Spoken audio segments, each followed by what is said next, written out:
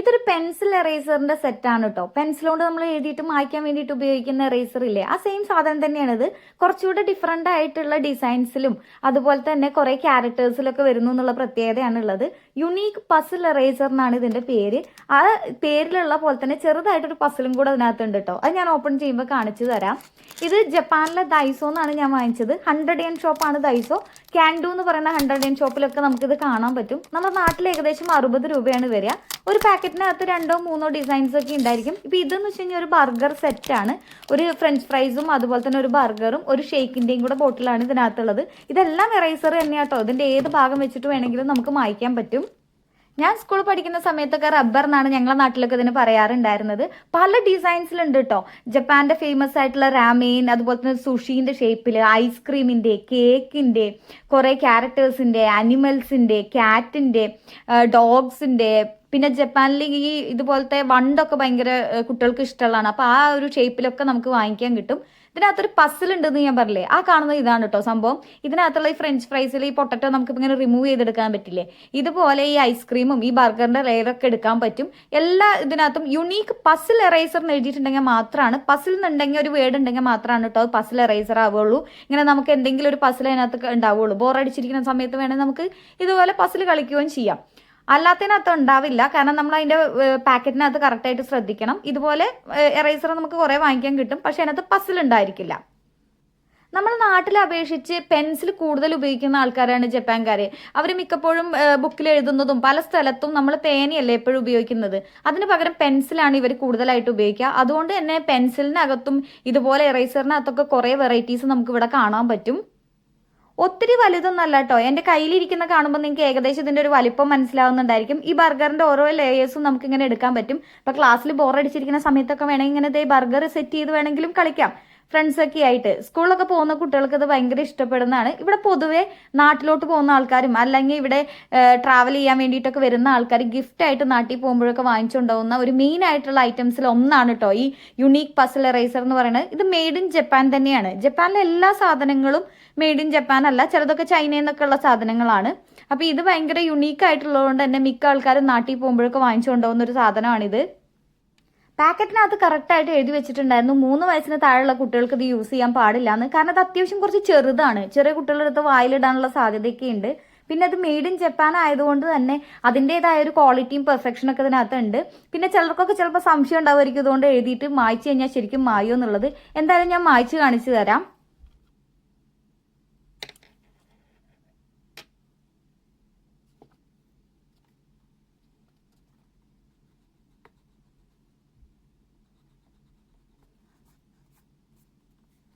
നല്ല അടിപൊളിയായിട്ട് മായുന്നുണ്ട് കേട്ടോ. സാധാരണ നമ്മൾ റബ്ബർ ഉപയോഗിക്കുന്ന അതേപോലെ തന്നെയാണ്. ചില റബ്ബറിനൊക്കെ നല്ല കട്ടി ഫീൽ ചെയ്യാറില്ലേ, ഇത് അതുപോലെ നല്ല സ്മൂത്ത് ആയിട്ട് തന്നെയാണ് മായുന്നത്. പക്ഷെ സംഭവം കുറച്ച് ചെറുതായതുകൊണ്ട് കയ്യിൽ പിടിക്കാനുള്ള ഒരു ബുദ്ധിമുട്ട് എനിക്ക് ചെറുതായിട്ട് ഫീൽ ചെയ്യുന്നുണ്ടായിരുന്നു.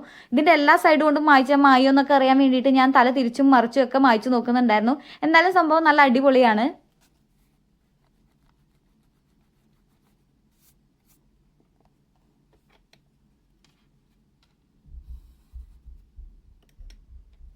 എന്തായാലും ഓരോന്നും വെച്ച് മായ്ച്ച് നോക്കാം നമുക്ക്. ഞാൻ ആദ്യം വരച്ച വര ഇനി വീഡിയോയിൽ കണ്ടില്ലെങ്കിലോ എന്ന് വിചാരിച്ചിട്ട് കുറച്ച് അമർത്തി വരച്ചിട്ടുണ്ടായിരുന്നു കേട്ടോ.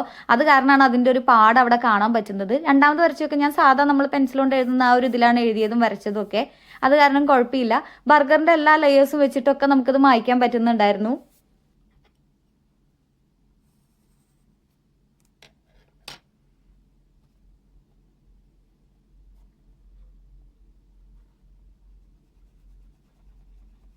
ഷെയ്ക്കിന്റെ ബോട്ടിലിന്റെ സ്ട്രോ വെച്ചിട്ട് വരെ മായുന്നുണ്ട് കേട്ടോ, നല്ല അടിപൊളിയായിട്ട്. ഞാൻ പെട്ടെന്ന് കണ്ടപ്പോൾ വിചാരിച്ചു ഷെയ്ക്കിന്റെ കവറിന്റെ പുറത്തൊരു തിളക്കമുള്ള ഒരു പേപ്പർ പോലെയാണ് എനിക്ക് ഫീൽ ചെയ്തത്, ആ ഷെയ്ക്ക് എന്നൊക്കെ എഴുതിയേക്കുന്ന ഭാഗം. അപ്പൊ അവിടം കൊണ്ട് അത് മായില്ല എന്നാണ് ഞാൻ വിചാരിച്ചത്. പക്ഷെ ആ ഭാഗം വെച്ചിട്ടും നമുക്ക് മായ്ക്കാൻ പറ്റുന്നുണ്ടായിരുന്നു. ഇതിന്റെ എല്ലാ ഭാഗം കൊണ്ടും നമുക്ക് മായ്ക്കാൻ പറ്റുന്നുണ്ട്. ശരിക്കും ഒരു എറൈസർ പോലെ തന്നെയാണ്. പിന്നെ ചെറുതായിട്ട് സൈസാണ് എനിക്കൊരു പ്രശ്നമായിട്ട് തോന്നിയത്. നമ്മുടെ കയ്യിൽ വെച്ചിങ്ങനെ മായ്ക്കുമ്പോൾ നമുക്കൊരു ബുദ്ധിമുട്ടുള്ള പോലെ. ഇതിപ്പോൾ ഞാൻ വെറുതെ വരച്ചിട്ടാണല്ലോ മായ്ക്കുന്നത്. ഇപ്പം നമ്മൾ എന്തെങ്കിലും എഴുതിയതൊക്കെ മായ്ക്കുന്ന സമയത്ത് പക്ഷെ കോർണർ വെച്ചിട്ടൊക്കെ മായ്ക്കാനുള്ളതാണെങ്കിൽ നല്ല ഈസി ആയിട്ട് എളുപ്പത്തിൽ മായ്ക്കാൻ പറ്റുമായിരിക്കും. മിനിയേച്ചേഴ്സും അതുപോലെ തന്നെ ക്യൂട്ടായിട്ടുള്ള ഐറ്റംസ് ഒക്കെ ഇഷ്ടമുള്ള ആൾക്കാരാണ് ജപ്പാൻകാർ. എല്ലാത്തിനകത്തും ഒരു ക്രിയേറ്റിവിറ്റി കൊണ്ടുവരുന്നതായിട്ട് നമുക്ക് എപ്പോഴും ഫീൽ ചെയ്യും കേട്ടോ. ഇവിടുത്തെ ഓരോ സാധനങ്ങളും കണ്ടു കഴിഞ്ഞ് കഴിഞ്ഞാൽ ഇപ്പം നമ്മൾ എന്തെങ്കിലും ഒരു ഓഫീസിലൊക്കെ പോവുകയാണെങ്കിൽ തന്നെ അവരുടെ ഡെസ്കിനകത്ത് അറേഞ്ച് ചെയ്ത് വെച്ചിരിക്കുന്ന പേനയും പെൻസിലും അതിൻ്റെ ഇടയ്ക്ക് ചെറുതായിട്ട് എന്തെങ്കിലും പൂക്കളോ പേപ്പർ കൊണ്ടുണ്ടാക്കിയ പൂക്കളോ അങ്ങനെ എന്തെങ്കിലുമൊക്കെ അവർ വെച്ചിട്ടുണ്ടായിരിക്കും. അങ്ങനെ ഭയങ്കര ഭംഗിയായിട്ട് ഡെസ്കൊക്കെ ക്ലീൻ ചെയ്ത് നല്ല വൃത്തിയിൽ സൂക്ഷിക്കാനൊക്കെ ഇഷ്ടമുള്ള ആൾക്കാർക്ക് ഇങ്ങനത്തെ ഐറ്റംസ് ഒക്കെ വാങ്ങിച്ചു വെച്ച് കഴിഞ്ഞാൽ നല്ല ഭംഗിയായിരിക്കും കാണാനായിട്ട്. എന്തായാലും ഇതൊക്കെ കാണിച്ച സ്ഥിതിക്ക് ഞാൻ വിചാരിച്ചു ഒരു കട്ടറും കൂടെ കാണിക്കാന്നുള്ളത്. കട്ടർ എന്നൊക്കെ ആയിരുന്നു ഞാൻ സ്കൂൾ പഠിക്കുന്ന സമയത്ത് അതിന് പറഞ്ഞുകൊണ്ടിരിക്കുന്നത്. പെൻസിൽ ഷാർപ്പനർ ആണ്, വേറൊന്നുമില്ല, പെൻസിൽ കൂർപ്പിക്കാനുള്ള സാധനം. ഇതിപ്പോൾ എൻ്റെ കയ്യിൽ ഇരിക്കുന്നതാണ്. ഇതും പല ഡിസൈനിലുള്ളത് നമുക്ക് വാങ്ങിക്കാൻ കിട്ടും. 100 yen ഷോപ്പ് തന്നെയാണ്. നാട്ടിൽ ഏകദേശം 60 രൂപയാണ് വരിക. അപ്പോൾ സ്കൂളിലൊക്കെ പോകുന്ന സമയത്ത് അല്ലെങ്കിൽ നമ്മൾ പുറത്തുനിന്നൊക്കെ യൂസ് ചെയ്യുകയാണെങ്കിൽ തന്നെ പെൻസിൽ കൂർപ്പിക്കുന്ന സമയത്ത് അതിൻ്റെ ആ പൊടിയും വേസ്റ്റും ഒന്നും നിലത്ത് വീഴാണ്ടിരിക്കാൻ വേണ്ടിയിട്ട് നല്ല യൂസ്ഫുൾ ആണ്. ഇതൊരു ചെറിയ ബോക്സ് പോലെയാണല്ലോ ഇരിക്കുന്നത്. അപ്പോൾ നമ്മൾ കൂർപ്പിച്ച് കഴിഞ്ഞാലും അതിനകത്തേ വരുള്ളൂ. അതിനുശേഷം അടച്ചു വെച്ചിട്ട് നമുക്ക് വീട്ടിൽ കൊണ്ടുവരാം. എന്നിട്ട് വേസ്റ്റ് കളയുന്ന സമയത്ത് ഇത് എന്ത് ചെയ്യാൻ പറ്റും, തിരിച്ചിങ്ങനെ തുറക്കാൻ പറ്റുന്ന ടൈപ്പാണ്. നല്ല ഭംഗിയുള്ളതാണ്. ഡെസ്കിൽ വെക്കാൻ നല്ല ഭംഗിയായിരിക്കും, കാണാനും നല്ലതാണ്, നല്ല യൂസ്ഫുള്ളും ആണ്. ജപ്പാനിൽ വരുന്ന ടൂറിസ്റ്റുകളും ഫോറിനേഴ്സും ഒക്കെയാണ് ഏറ്റവും കൂടുതലായിട്ട് ഈ പസിൽ എറേസർ എടുക്കുന്നത് കാണാൻ പറ്റും കേട്ടോ. കടയിൽ പോയി കഴിഞ്ഞാൽ മിക്കപ്പോഴും നമുക്ക് കാണാൻ പറ്റും. കാരണം ഗൂഗിളിലൊക്കെ 100 yen ഷോപ്പിലെ യുണീക്ക് ആയിട്ടുള്ള ഐറ്റംസ് എന്ന് സെർച്ച് ചെയ്ത് നോക്കിക്കഴിഞ്ഞാൽ തന്നെ ഈ യുണീക്ക് പസിൽ എറേസർ ഒക്കെ നമുക്ക് കാണാൻ പറ്റും. ഇത് കുറച്ച് എറേസേഴ്സ് ആണ്. ഇത് ജാപ്പനീസ് സ്വീറ്റ്സ് ആണ് കേട്ടോ. ഓരോ പാക്കറ്റിനകത്ത് 3 വെച്ചിട്ടാണ് എല്ലാത്തിനകത്തും ഉള്ളത്. ഇത് സുഷി ഉണ്ട്, അതുപോലെ തന്നെ ഡൈനോസർ ഇതേ ഇരിക്കുന്നു. പിന്നെ ഇതെന്താണ്, കുഞ്ഞു കുഞ്ഞു വണ്ടികളോ ഫ്ലൈറ്റോ വാനൊക്കെയാണ്. ഇത് കണ്ടോ, ക്ലോസറ്റ് ആണ് കേട്ടോ ഇത്. അതുപോലെ തന്നെ ഈ കുഞ്ഞു പാണ്ടേനെ കാണാൻ നല്ല ഭംഗിയാണ്. എനിക്ക് ഭയങ്കര ഇഷ്ടമാണ് ഈ പാണ്ടേൻ്റെ എറൈസർ. എൻ്റെ കയ്യിൽ ഓൾറെഡി ഇരിക്കുന്നതുകൊണ്ട് ഞാൻ അത് വാങ്ങിയിട്ടില്ല. കുഞ്ഞൊരു ലീഫൊക്കെ ഉണ്ട് പാണ്ടയുടെ കയ്യിൽ. അതുപോലെ തന്നെ ഇത് യൂണിക്കോൺ ആണ്. ഇവിടെ പോപ്കോൺ ഉണ്ട്. ഇതിനകത്ത് പിന്നെ ഇത് എന്തോ കേക്കോ ഐസ്ക്രീമോ ഒക്കെ ഉണ്ട്. കുറേ ഡിസൈൻസ് ഉണ്ട്. എല്ലാം ഒരേ സ്റ്റോറിൽ തന്നെ ചിലപ്പോൾ അവൈലബിൾ ആവണമെന്നില്ല, സ്റ്റോക്ക് തീർന്നു പോകും. വേറെ വേറെ കടകളിൽ പോയി